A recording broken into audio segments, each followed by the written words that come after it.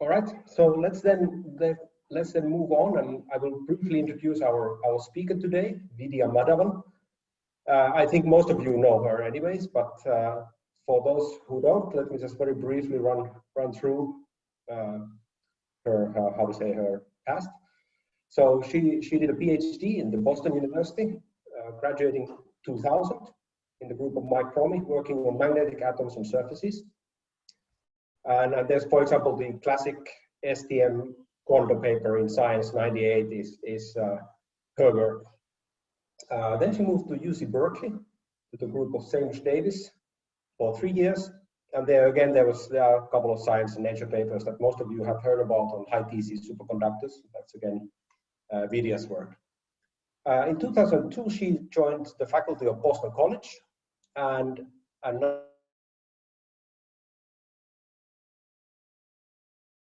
now at the University of Illinois. Her group, the research in her group focuses on the study of quantum materials, such as unconventional superconductors, topological superconductors, correlated oxides, topological crystalline insulators, and so on, where interactions between the spin charge and structural degrees of freedom lead to emergent phenomena. And well, as you can probably guess, they use scanning tunneling microscopy to study this, scanning tunneling microscopy, scanning tunneling spectroscopy, and also spin polarized STM. And today, she will tell us about something recent and exciting. So the title of her talk today is Chiral Edge Modes in the Heavy Fermion Superconductor Uranium Ditalaride. And we really look forward to your talk. So please, the floor is yours. Thank you very much, Peter, and thanks a lot to the organizers for inviting me. It's a real pleasure to be here. So I'm going to just simply start sharing my screen. Let's see.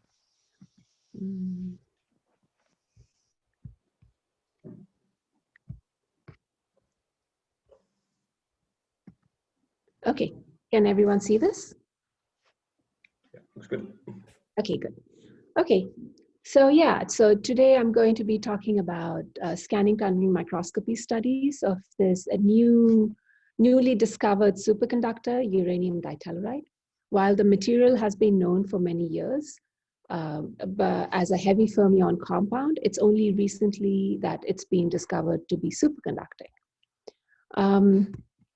This work was done primarily by students and postdocs in my group, and actually was led by my former postdoc, Lin Zhao, with the help of graduate student Sean Howard, my former postdoc, Zhenyu Wang, graduate student George Olivares Rodriguez, and Anuva Aishwarya. We had a lot of theory support from Ziqiang Wang at Boston College, also Manfred Siegrist at ETH. And recently, we've been working with Barry Bradlin on trying to understand what we see in these compounds. We've had, the success of this work really rests on our ability to get extremely high quality single crystals. These single crystals were made by Sheng Ran, who was working with Nicholas Butch and John Pierre Paglioni at NIST and University of Maryland. And you can see the quality of these crystals. So here, this is 1 millimeter. So these are really big single crystals with really nice flat facets, which are very important for STM. So let me just start with a sort of a big picture overview of topological superconductivity. And I really like to understand what a topological superconductor means by analogy with a normal topological insulator. So for the last 15, 20 years, we've been studying these really interesting topological insulators in different dimensions. And we know that depending upon the details of the topology of the bulk, you can get interesting edge states. For example, if you have a quantum anomalous Hall insulator, then we know that you can get these chiral edge modes at the one-dimensional edges. And in this case, of course, you can have dissipationless transport. So there's a lot of interest in studying these materials and getting this quantum anomalous Hall effect to happen at room temperatures. In 2D and 3D, you can have normal topological insulators. And in this case, you would have helical edge states. So essentially what this means is, depending upon the topology of the bulk, you can get various kinds of either chiral or helical edge states in these topological insulators. And this idea that the topology of the bulk dictates the existence of these edge states, which are in fact protected by the topology, is called bulk boundary correspondence. I'm going to hang up. Okay. It's called bulk boundary correspondence. And just by analogy, in a topological superconductor, now you have a situation where you have a superconductor that's topologically non-trivial, and similar to just like topological insulators, in a topological superconductor, depending upon the topology, details of the topology of the bulk, as well as the dimensionality of the bulk, you can have different kinds of edge states. So if you have time reversal breaking topological superconductors, then on the edges of a 2D system, you would have 1D chiral edge.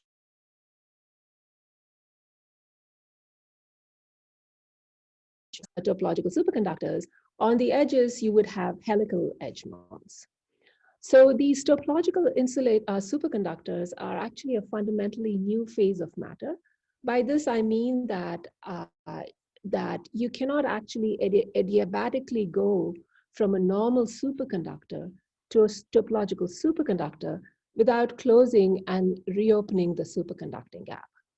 So the other interesting thing about these topological superconductors is that these edge states, the chiral and helical edge states, are actually made up of Majorana fermions, not regular electrons. So then one might ask, where can you find such topological superconductivity?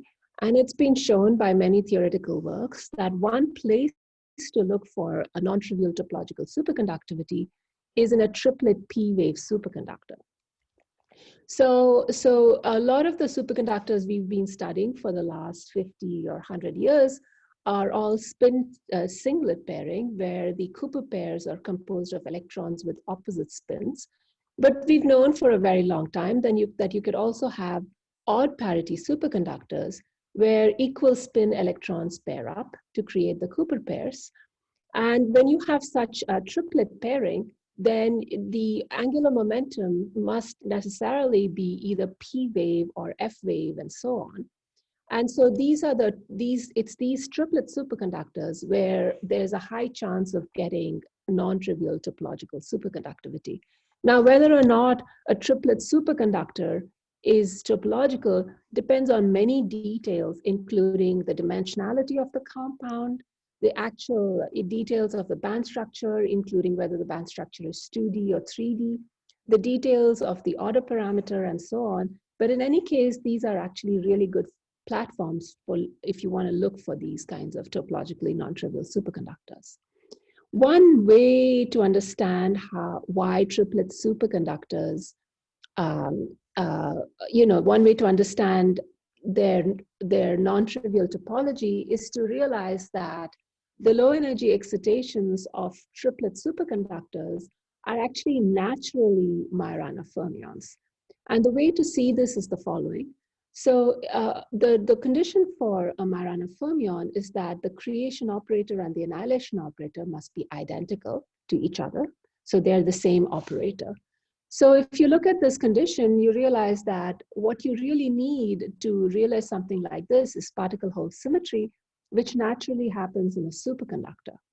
Now, in a superconductor, the low energy excitations are Bogoliubov quasiparticles, which we know are superpositions of particles and holes.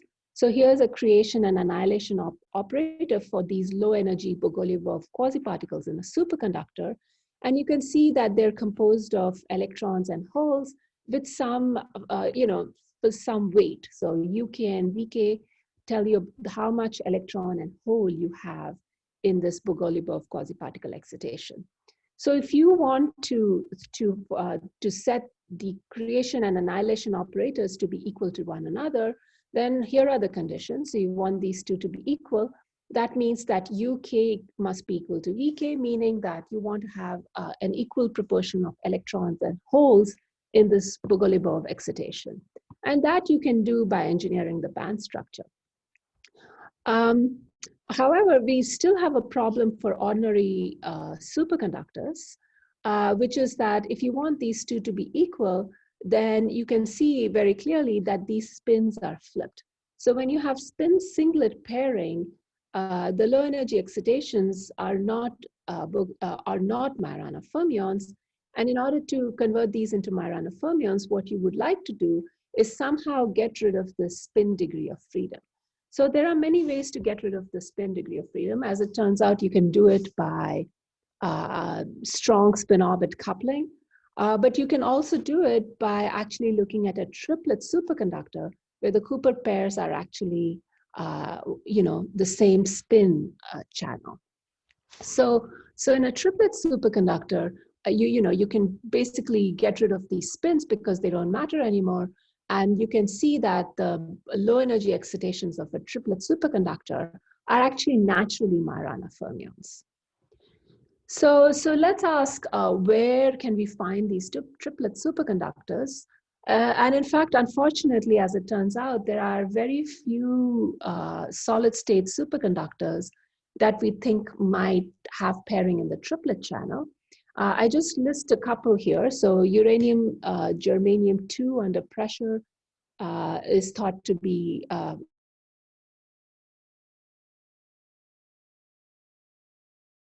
in close proximity to ferromagnetism might be triplet. This compound, praseodymium, osmium, antimony, is also thought to be a triplet superconductor. One of the well-known triplet superconductors, of course, is the helium-3b phase. Here we know that, in fact, this is topological, and you expect to see helical Majorana fermions in the helium-3b phase. However, in solid-state materials, like I said, we have very few known triplet superconductors. So if you look at this list, then you realize, perhaps uranium-based compounds are a good place to look. And the reason is the following. We've known for 20, 30 years that if you want to get triplet superconductivity, then you should perhaps look in the vicinity of ferromagnetism. And that's because, ferromagnetic fluctuations and excitations can naturally mediate triplet up-up pairing, for example. So here you can see that this is just a list of different uranium-based compounds. Many of them have static and ferromagnetism. What you really want is ferromagnetic fluctuations with the absence of a long-range magnetic order. And in fact, uranium ditalaride is one such compound. It has no static magnetic order, but it's actually in the vicinity of ferromagnetism. So it seems to be a very natural place to look for triplet pairing. So in 2019, Sheng Ran, Nick Birch, Jean-Pierre Paglioni, and their collaborators discovered that this well-known compound, actually heavy fermion metal, is in fact superconducting below a TC of about 1.6 Kelvin. So very quickly, they realized that this superconductivity is exotic and non-trivial. The first indication is NMR measurements of the night shift. We've known for a long time that for singlet superconductors, even high TC, for example, superconductors, if you measure the night shift, then below the superconducting transition temperature, there's a large change in the night shift. However, for triplet superconductors, what is predicted is that as you go across TC, so for example, in uranium ditalaride, TC is about 1.6 Kelvin. So as you go across TC, what you expect to see if this is a triplet superconductor is that there's no change in the night shift. And amazingly, that's what they found when they made these night shift measurements, that there's very little change in the night shift across TC. This is actually almost a smoking gun evidence for triplet pairing. One thing I have to say here is that more recent studies have shown a tiny change in the night shift across TC. However, that change is actually a very small percentage of the total light shift, and it's nowhere close to what you expect to see for a singlet superconductor. So all indications from the night shift are that you have triplet pairing in this compound. There are other very intriguing findings. One is that this is the specific heat jump that you expect at TC. So, TC is around 1.6 Kelvin. But what you find is that very low temperatures, there seems to be a very large residual specific heat. And this, might be an indication that pairing is non-unitary in this compound, meaning that only one of the spin channels is paired, although this is not completely confirmed yet. There are other interesting features. Under pressure, for example, the TC seems to go up. And then beyond a certain pressure, you have a phase which has magnetic order, but no superconductivity. So certainly this material is a quantum critical point, and this material is in the vicinity of a magnetic quantum critical point. This magnetic order might actually be antiferromagnetic or ferromagnetic. I think there are indications that this might be antiferromagnetic. But in any case, that very close to superconductivity, there is magnetic order. More interestingly, in a magnetic field, you see very interesting features. One is that very consistent with a triplet pairing, right, equal spin pairing, the HC2 is extremely high. It's, it's about 15 or even 18 Kelvin, 18 Tesla, depending upon the direction in which you apply the magnetic field.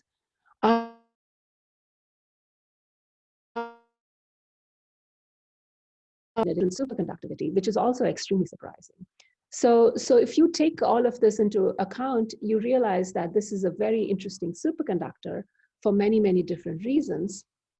So we decided to look at it with STM. Fortunately, we were able to get samples from Shangran. In my group, we have many different STMs. The STM that we use to look at this compound is actually a commercial system from Unisoku in Japan. It's a 300 millikelvins STM with a vertical field of 11 Tesla. So now I'm going to present STM data on uranium ditalaride. So let me just start with the crystal structure. It's sort of a slightly complicated crystal structure. It's orthorhombic, and this is what it looks like. These green and light beige balls are actually tellurium atoms, and the red balls are uranium atoms. And the first question one asks is, to study these compounds with STM, what we do is we cleave this material at low temperatures in ultra-high vacuum. So the first question would be, what is the cleave plane that you expect? And as it turns out, the cleave plane is not along one of these high symmetry A, B, or C axes. And I'll show you how we know that in a second. So let's say you cleave this. This is what we find with STM. This is the topography. And when you zoom in, you can see the atoms. What we find is an alternating arrangement of rows of atoms, which we now know to be tellurium atoms. And we believe that the cleave plane actually is this one right here. So this is the unit cell I showed you earlier. And if you cleave along this direction, then what you reveal are these tellurium atoms. One is higher than the other. So the light blue balls are actually slightly higher than this one. And that's why you see these rows. The uranium atoms are slightly below the surface, so we don't see them with the STM. This cleave plane is parallel to the 011 plane in this compound. So the question is, how do we know that this is indeed the cleave plane? First, like I said, if you look at this cleave plane, then what you do expect to see are these tellurium chains, and that's what we see with STM. But of course, we can measure the distances between these chains, and we can also measure the expected height of the step edges if we do cleave along this direction. So if you look at the step edge height, right, we measure about 5.5 angstroms, and the step edge height from the crystal structure is expected to be 5.6 angstroms. Also, the distance between these tellurium chains is 15.3 angstroms, and we see 15.5. So from all of these measurements, we know that this is indeed the cleave plane. There's actually no other possibility. Okay, so the normal state, let me just start with the normal state, because the normal state of this material is actually quite interesting. It's a heavy fermion metal. And how do we know this? Well, you know, we've known this for many, many years. This is resistivity as a function of temperature. So for a normal metal, as you decrease temperature, you expect resistance to actually decrease. For this, these kinds of heavy fermion materials, as you decrease temperature, resistance actually increases.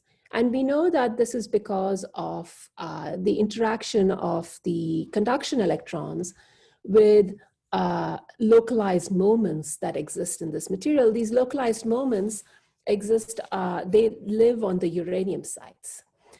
And so what is a heavy fermion compound? Well, you know, many of you might be familiar with the single impurity Kondo effect. Here, if you have a localized magnetic impurity in a metal which has conduction electrons, then these conduction electrons can interact with this localized magnetic impurity, and at low temperatures form a ground state where the localized magnetic moment is completely screened by the conduction electrons. And in this low temperature phase, the low energy excitations actually form a peak right at the Fermi energy. And this whole phenomenon is known as the Kondo effect. So something similar happens if you have a lattice of localized moments all embedded in a sea of conduction electrons, which is what you have in this material. You have a lattice. And in this case also, something similar happens. You have a lot of spin scattering at high temperatures, which is what gives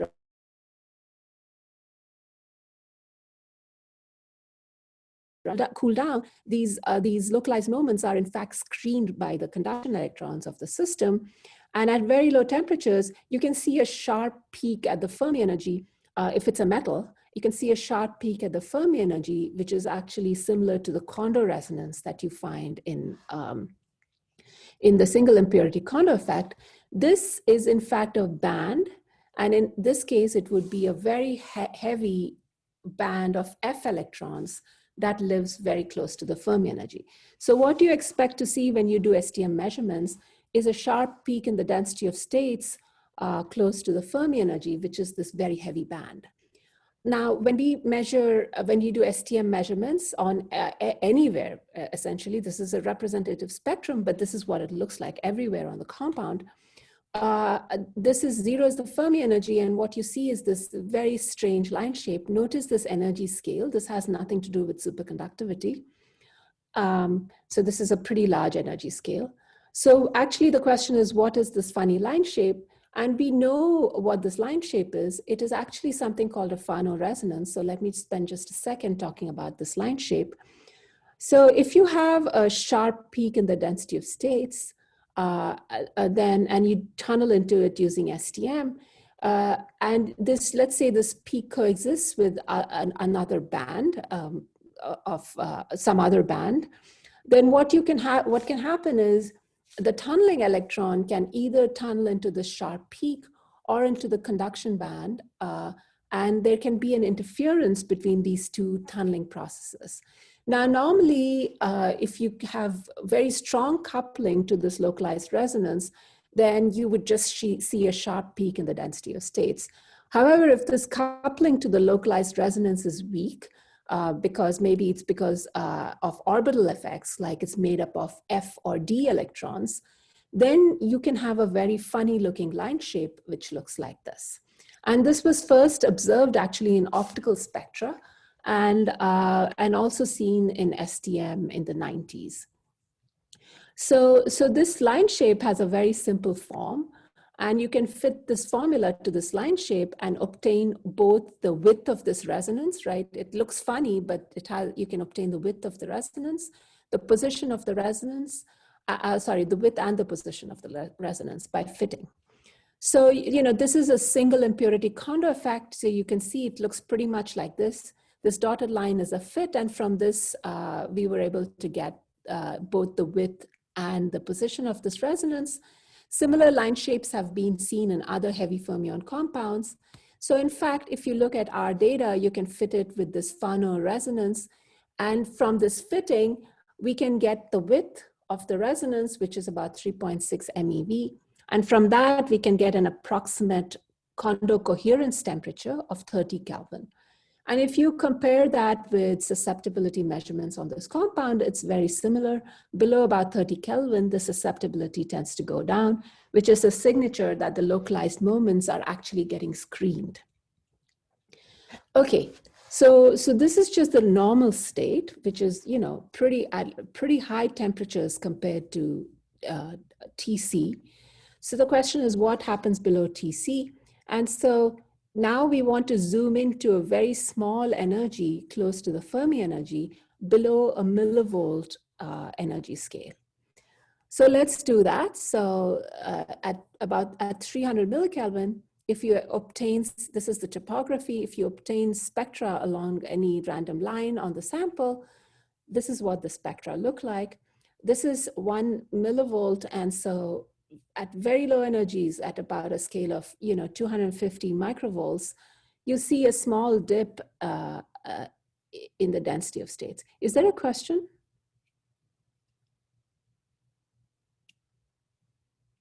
No, I think that there are no questions. Okay. Actually, does anybody have a question before I talk about superconductivity?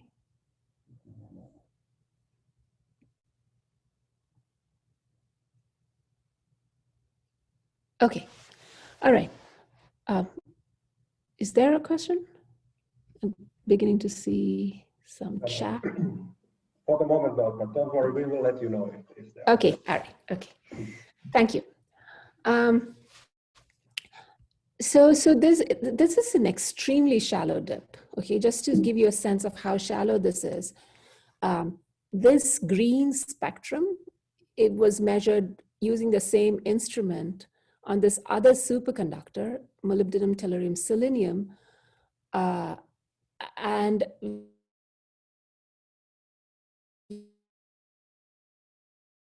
.9. In fact, actually, as it turns out, it's pretty low TC from STM measurements, perhaps 1 Kelvin. And you can see the depth, you can see nice coherence peaks, you can see the depth of the gap, it's pretty deep. And so our instrument is certainly able to resolve superconducting gaps for low TC compounds. So if you look at the spectrum on uranium ditalaride, it looks like this. And so one might even wonder, is this even the superconducting gap? Because very often in STM, you can see dip-like features close to the Fermi energy. So the one thing is that we measure the same gap with a superconducting tip, and then we see a doubling of the superconducting gap. This gap actually disappears with a magnetic field, which is actually a very, very strong signature that it is a superconducting gap. Notice that it disappears around 10 Tesla, which is actually very close to the HC2 in this particular direction on this compound. So to confirm that it's actually the superconducting gap, what we did was we took a single crystal, did Laue measurements to make sure that the whole crystal is in one phase and it's in the right phase for superconductivity. We did specific heat measurements to make sure that, we know what the TC is. And then we did STM measurements and tracked this gap as a function of temperature. And then you see that the gap sort of disappears at the temperature that it's supposed to disappear at. And this material is indeed a superconductor, a bulk superconductor. So it does seem like from all measurements, including our magnetic field measurements, that this is indeed the superconducting gap. So we have this interesting compound where we have quantum critical, magnetic fluctuations. We have heavy fermion physics. We have superconductivity. And now the question, and there's indications that, the pairing might be triplet. This is from the night shift measurements. So the question is, do we have any indication at all that this is topologically non-trivial? Do we have any indications that you can see chiral edge modes in this compound? And is there broken time reversal symmetry, etc.? So these are the questions. So then what other information can we obtain from STM measurements? And one interesting measurement that you can do in a superconductor using STM is that you can go to the edges of the material and look for Andreev bound states. So, we know what Andreev bound states are. These are these, so let's just consider an Andreev process. So if you have a superconductor in proximity to a tiny normal region, then in the normal region, you can have these interesting processes where an incoming electron is actually retro-reflected from this interface as a whole. And in order to do this, it has to generate a Cooper pair in the superconductor. So let's say you have a sort of a boundary or a step edge or something in a material, then you can have a situation where right next to this boundary or step edge, you might have a very tiny normal region. And you can have these kinds of Andreev processes that I show here happening at the boundary. The interesting thing about these Andreev processes is that if you satisfy conditions for constructive interference, so you have these electrons that are bouncing in this region, if they satisfy conditions for constructive interference, that condition is actually written here. I'll tell you more about this in a second. Then you can create bound states at this interface. And this is exactly like, very analogous to any quantum system where you have closed orbits. And in order to create bound states, you need to have constructive interference that depends on the wavelength as well as the path length. So here, for example, the phase condition for constructive interference depends on a few factors. This factor beta is actually sensitive to this length. And for most cases, for normal Fermi velocities, this factor is extremely small, so it can actually be ignored. So you have one energy dependent phase, which is this cosine inverse of E, which is the energy over delta. And you have this other phase, which depends on the phase of the superconducting order parameter. So if you have this something coming in this direction and going in this direction,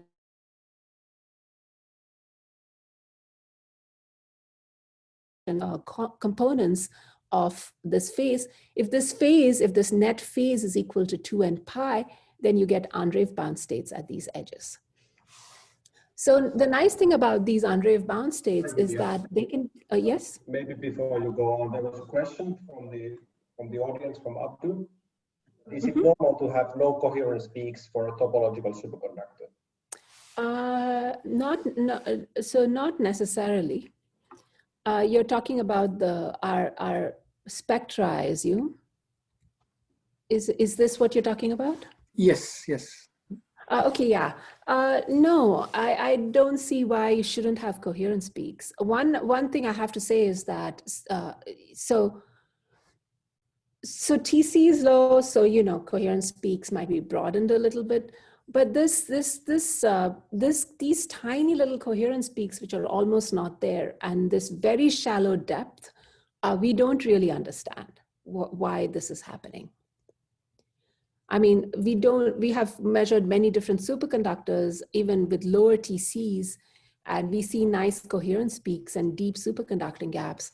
So it's not our instrument resolution. And in fact, I heard that one of my colleagues in China also measured this compound at much lower temperatures, perhaps 50 millikelvin, and their gap also looks like this.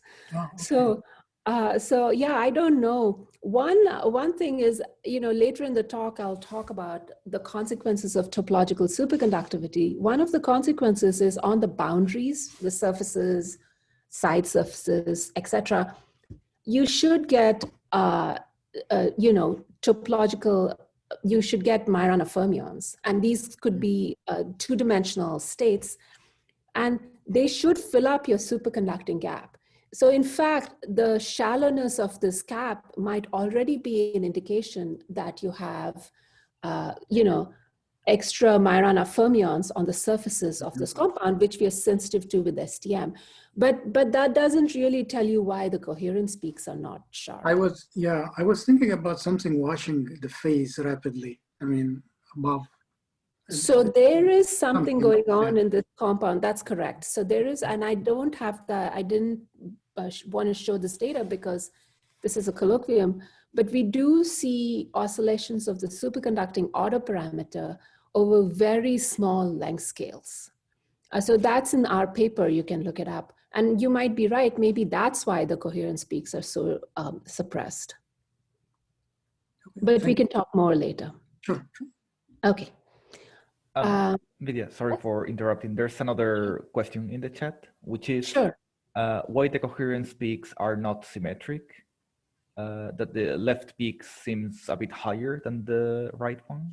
Yeah, so in STM, we often find that while the energy scale of the coherence peaks is quite symmetric across the Fermi energy, we often find that the height of the coherence peaks can be slightly different on both sides of the Fermi energy. In the past, for D-wave superconductors, it's been attributed to correlation effects, where people say, taking an electron out is easier than putting an electron in. That means that the coherence peak on below the Fermi energy may be expected to be higher, taking an electron out, higher than the coherence peak above the Fermi energy. In our case, I don't know. The coherence peaks are so shallow. This is definitely also a correlated system. So that might be playing a role. I actually don't know why they're not exactly at the same height. Remember, there's a huge residual density of states as well. So one question you might ask is, because there's such a large residual density of state, perhaps it's providing not a flat background, but some kind of a tilted background. That's another possibility. Yeah. Any other questions? Yeah, there's one more, sorry. Yeah. So the other question is related to the temperature dependence of the spectra. Why is the background so different at different temperatures? Let me see. Here? Here? Is this what you're talking about? Yes. Yep. You mean this normal state density of states? Yes. I don't know. I don't know. There are small differences. I think if I plotted them on top of each other, maybe the 1 Kelvin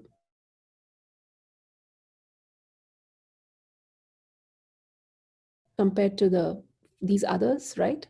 So I don't know what's caused. So the way we take this data is we take line cuts and we average. And so these are actually in the same general position because we're averaging the same line cut at different temperatures. So yeah, I don't know why this background is different. Maybe the tip at 1 Kelvin had some, strange, changed a little bit and then changed back. I have no idea. We have to remember, because this is STM, we're very sensitive to this tip density of states as well. Okay, thank you very much. Okay. Okay, so,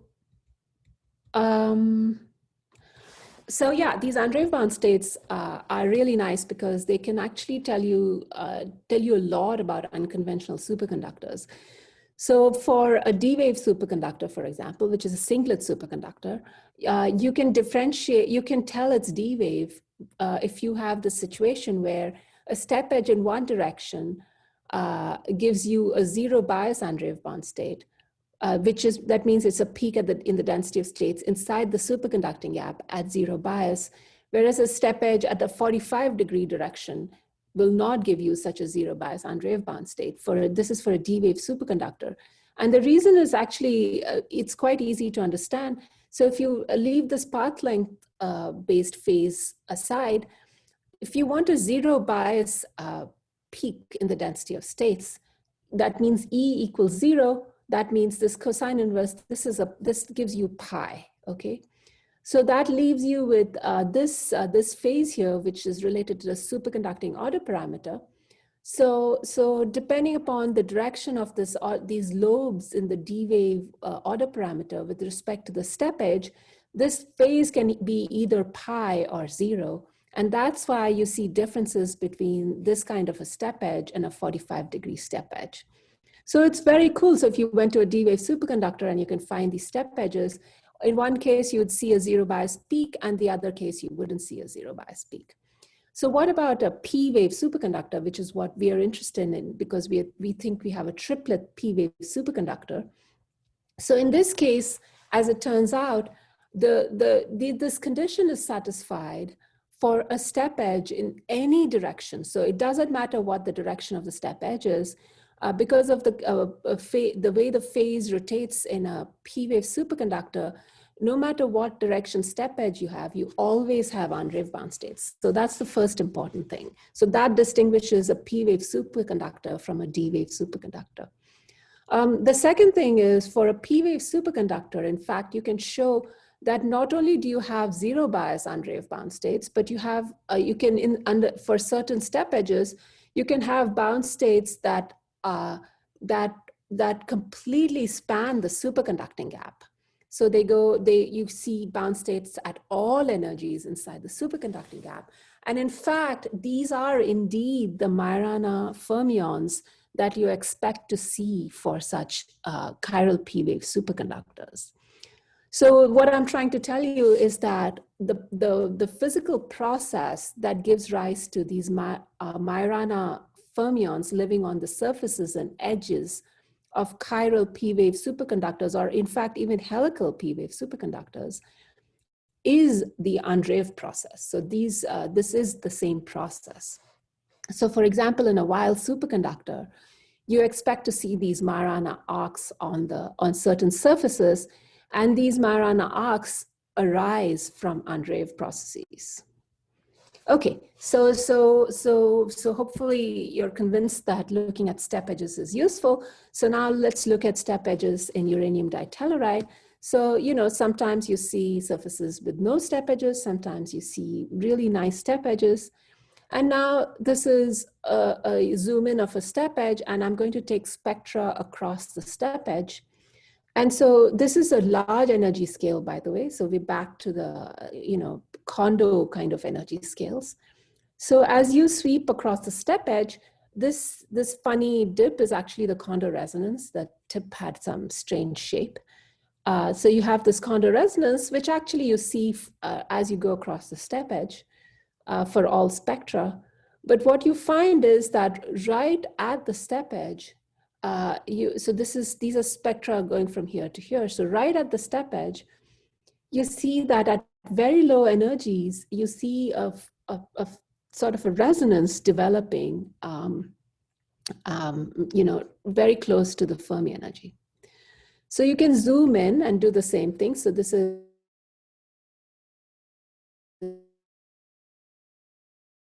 one, you see the superconducting gap. And as you go across the step edge, you see inside, so these are the very shallow coherence peaks, but inside these superconducting gap, you see the development of this resonance, which exists at the step edge. Vidya, sorry for interrupting, but sure. There's another question in the chat, which was, what is the origin of the normal superconductor interface at these step edges?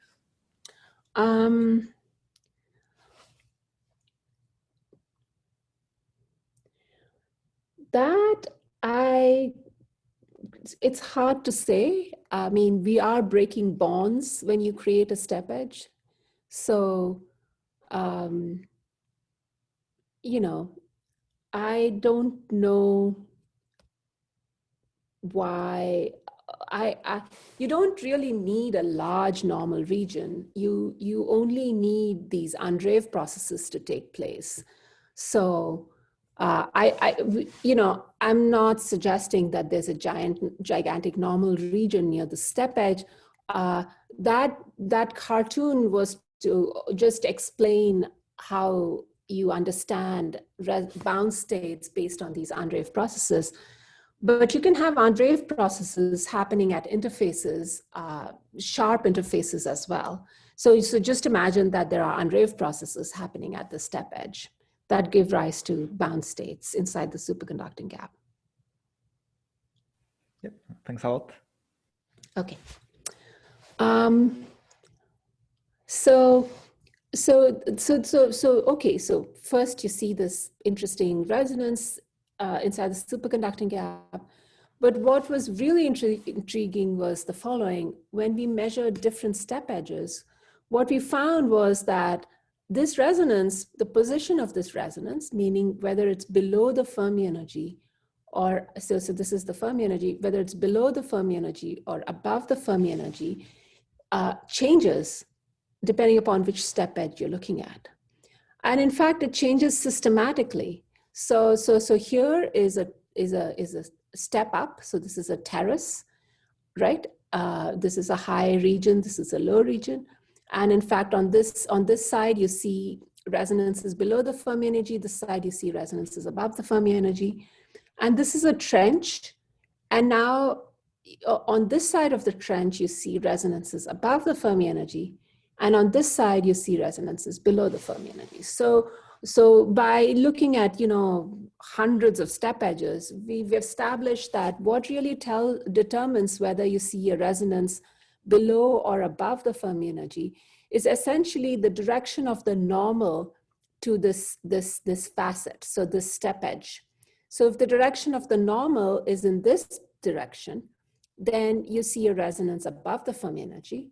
If the direction of the normal is pointing in this direction, which is for this one and this one, then you see a resonance below the Fermi energy. So you have these in-gap bound states with chiral symmetry, meaning that they have a handedness. They either exist below or above the Fermi energy, and that seems to depend on the direction of the normal to the step edge. So you can ask the question, okay, they live inside the superconducting gap, but what proof do we have that it's connected to superconductivity? So, we can, of course, raise temperature, turn on a magnetic field, and we did both. So here, for example, is temperature dependence. You can see the resonance here. This is a very tiny energy scale. Just to remind you, we're talking about 200 microvolts here. But we can show that above 1.1 Kelvin, this resonance is basically gone. We can also sort of model this resonance and show that the temperature dependence of the resonance is not consistent with just thermal smearing. In fact, surprisingly, what you find is, if you just had thermal smearing, then this peak should move outwards. But in fact, in our data, the peak energy actually moves inwards. So it's the resonance is getting suppressed and eventually getting destroyed above TC. But more importantly, with magnetic field, also this resonance disappears. So the temperature dependence and the magnetic field dependence mimic what superconductivity does in this compound. So this thing is intimately tied to superconductivity. So finally, the details of the step edge, meaning whether how close they are together, don't seem to affect this resonance. No matter what, it's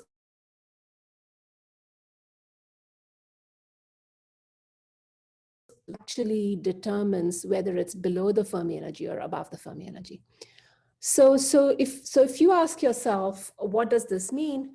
Well, so if you have a resonance developing inside the superconducting gap, whose position depends on a vector in your sample, this naturally means that the only way to get this is if your superconducting order parameter actually has a vector associated with it.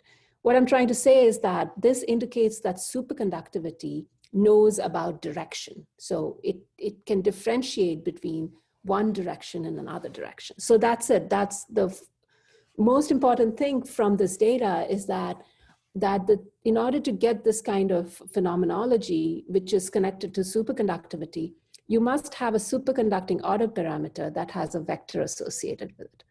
So if you combine this with night shift evidence and also HC2 being extremely large and so on, that suggests that we have triplet pairing. It suggests that uranium ditalaride is either a helical or chiral, we can't tell which, P-wave superconductor, meaning that the P-wave order parameter has a vector associated with it, right? So that's what our data suggests.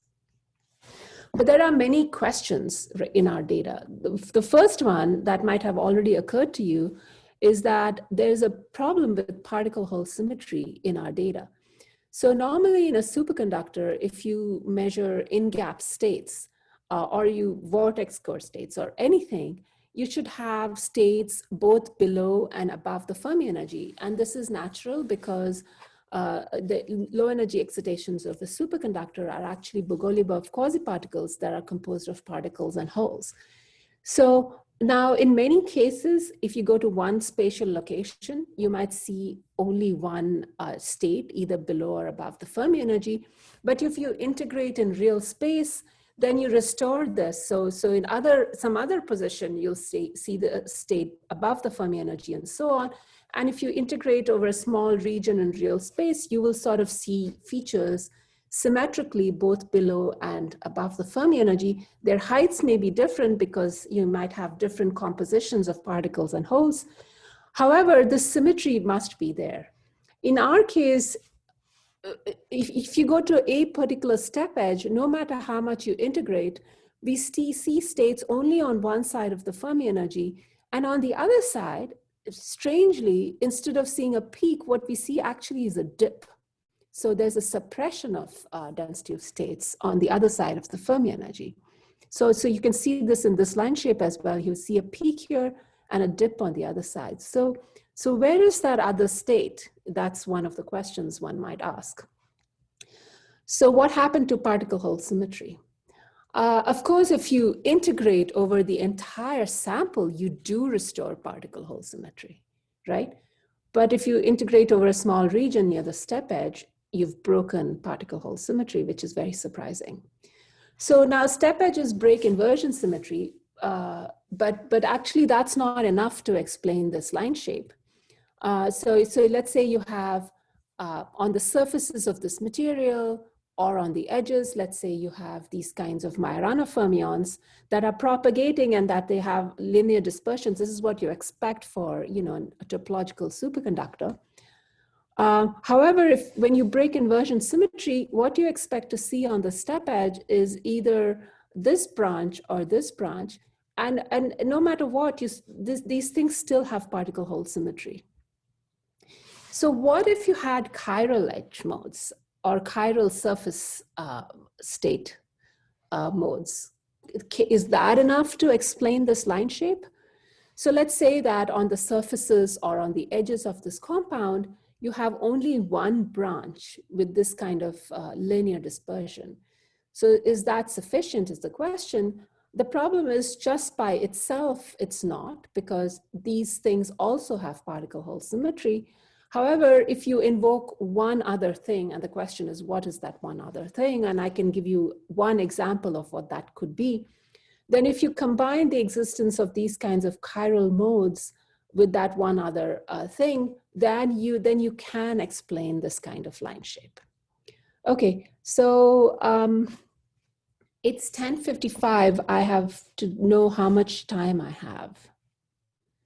Do I have time? Am I done? No, so I think that you still have some time because we had some questions in the middle.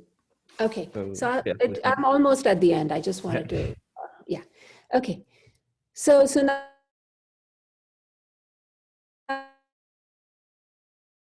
I would say that the fact that we see these chiral modes, that means they have a handedness, tells you that the superconducting order parameter has a vector associated with it. However, the line shape, we do not completely understand. So let me give you one possible explanation for our line shape. So here is a possible explanation. So you can consider, let's say that this material is indeed a chiral topological superconductor. So the first question then you would ask is, in which direction is the chiral axis? So there's a lot of bulk data on this compound, and it tells you that you have point nodes along the A-axis. Okay, so what is the A-axis with respect to our topography? Sorry, I don't have that here. So the A-axis is along the chains of the tellurium atoms that I showed you in the topography earlier.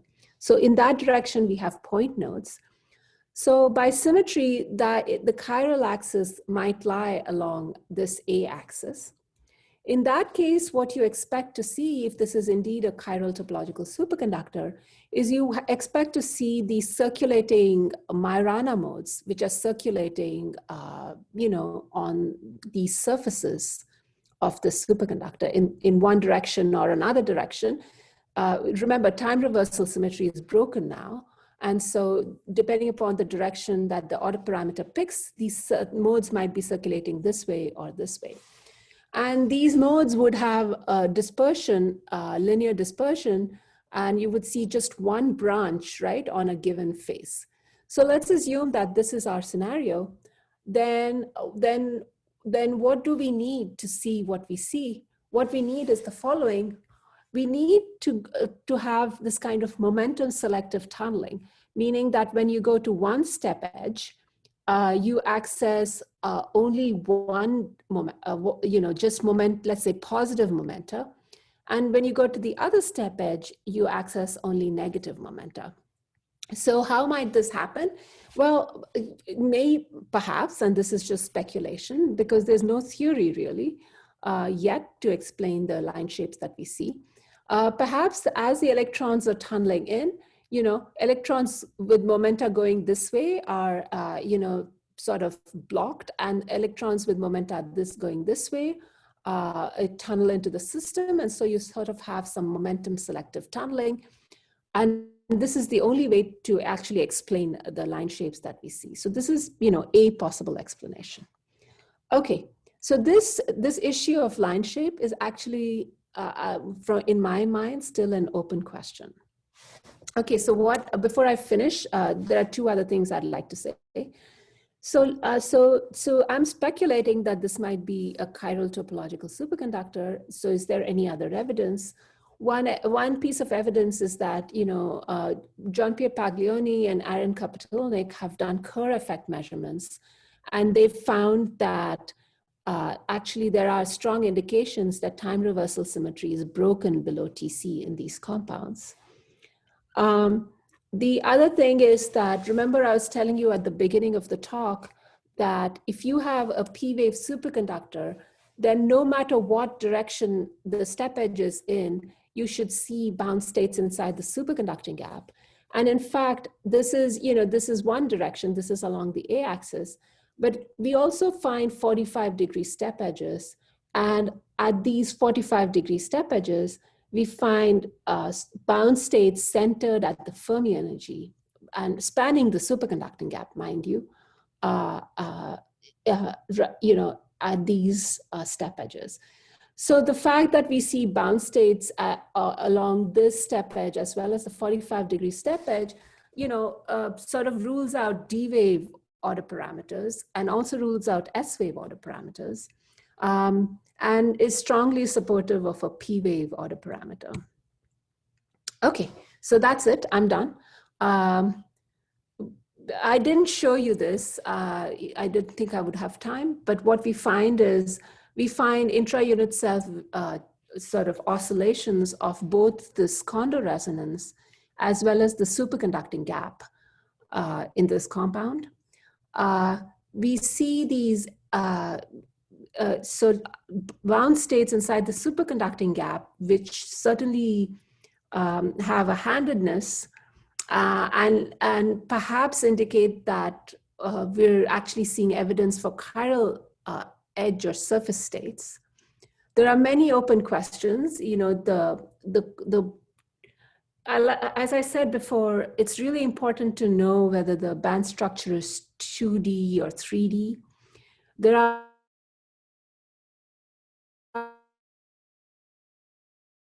100% established yet. Whether the pairing is unitary or non-unitary, how do we explain the residual specific heat? Spin-orbit coupling is likely to be important because we're talking about uranium, but how important is it? And so on. So there are many open questions in this compound, and I think I'll just stop here. Thanks for your attention.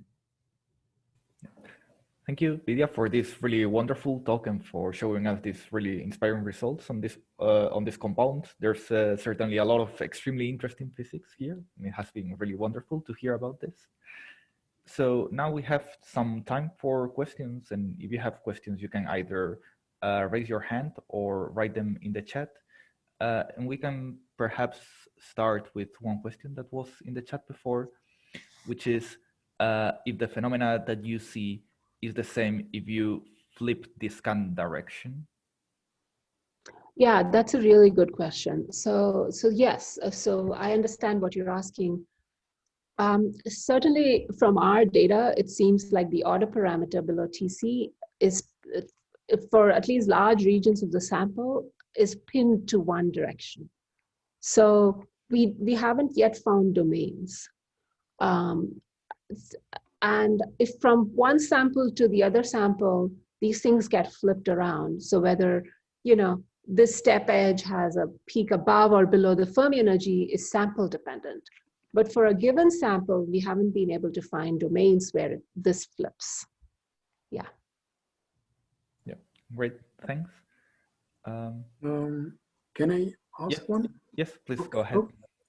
Well, just one comment. I mean, have you considered superconducting tip and magnetic impurity? And I guess you know what I mean. So in one of the things that you mentioned, for example, magnetic impurities, would that be helpful to at least decipher the pairing symmetry, whether it's really P or D or S wave? Because I would expect that, yeah, that magnetic impurity perhaps would disturb the pairing, especially on the step edges. The feature that you see probably would be very different. And the second is that perhaps the energy resolution would be much better, probably if you have a superconducting tip. Yeah, no, that's true. So that's actually a really good point. We could try both. We could try, you know, when we did try with a superconducting tip, but this was a long time, like this was right at the beginning when we didn't know a lot about this compound.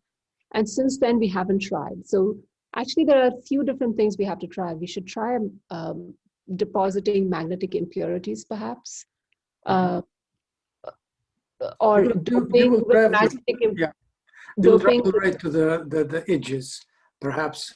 And some of them you will see some magnetic impurities, some will not, and perhaps we can compare how that affect really the resonance. Correct. So we should do that. We should also look at it with a superconducting tip, and also we should perhaps look at it with a spin polarized tip to see if there's any magnetism anywhere. So there are many things to do in this compound. I agree. Yes, thank you. Yeah, there's another question in the chat, which is, what is the reason for not observing vortices in this bulk superconductor? Yeah, I don't know. One thing I have to say is the residual density of states is extraordinarily high. And the way we see vortices in STM is by seeing Caroly-Dejean bound states inside the superconducting gap. But if the gap itself is so shallow that you have giant residual density of states, perhaps we can't make out these bound states. That means we may not be, they might be there, maybe we're not able to resolve them. I don't know, but we couldn't see vortices, yeah. Yeah, thanks a lot. And there's one more question, which is, how do you create uranium telluride superconducting tip? Oh, by crashing your tip into the sample.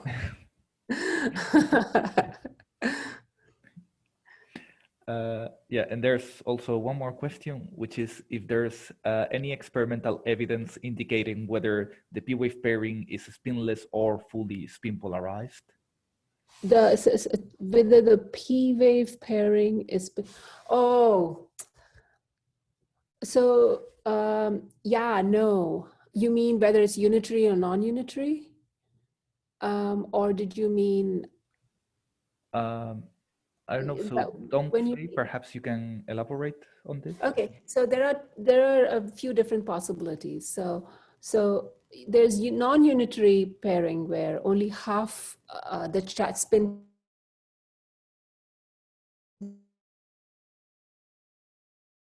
So pick a spin, let's say spin up.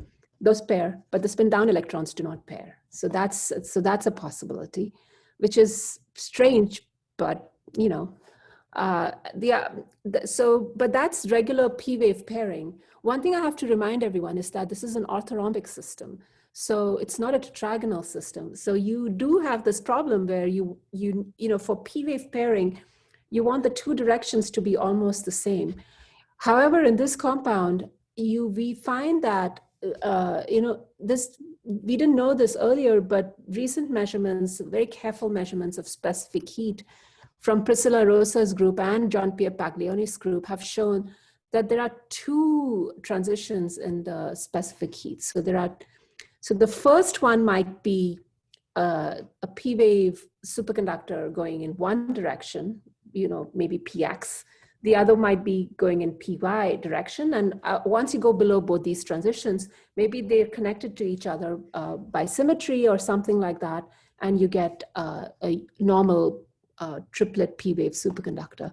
In any case, I'm just saying all this because spinless indicates the way I know to get a spinless p-wave is, for example, if you proximatize topological insulators with a superconductor, then it's an effective spinless p-wave superconductor. But is that what you were talking about? We don't know what the order parameters in this compound is. We know it's triplet, we know it's likely to be p-wave. It might break time reversal symmetry below TC from Kerr effect measurements. It might be non-unitary, and that's what we know. All right, I think what we could do at this moment is to stop the official part. So stop the recording. We can ask more questions still. So I'm not going to close down the Zoom session, but let's stop the official part. And thanks, Vidya, for a very nice talk. And please stay online for a bit longer if there are more questions coming.